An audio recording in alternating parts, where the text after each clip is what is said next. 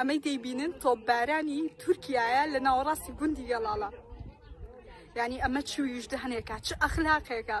ئەوە پاراستنی گیانی خەڵکی سیڤیل، ئەوە تارەکەی لەسەر سەرمانە.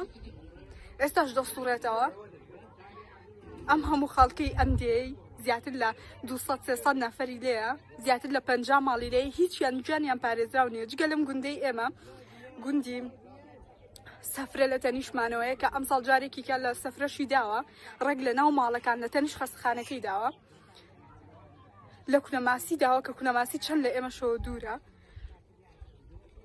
ژیانی هیچ کەسێک لەسەر ئەم سنوورانە پارێزراو نییە. باش بۆچە گرنگە ئەمە بۆچە گرنگە ئەگەر دە کەسی دەیەکەشی تێدا بکوژرانەیە دوو جار لە ئەوەی داوە کە ناوەڕاستی دەیەکەیە بۆچە گرنگە یعنی چێ لێی دەپرسێتەوە حکومەتی عێراقی حکومەتی کوردستان ئەوانەی کە خۆیان بە خاوەنی ئەم میلەتە دەزانن ئەوەی کە خۆی بە خاوەنی ئەم خاکە دەزانی کوێ لێی بەرپرسیارەکە ژیانی ئەم هەموو خەڵکە دەکەوێتە مەترسیەوە. دێنە سەر جارێک داوای مافەکانمان بکەین، داوای کارەبا بکەین کە لە نیۆڕۆ سەعاتێک 2 ساعت کارەبا هاتوۆتەوە،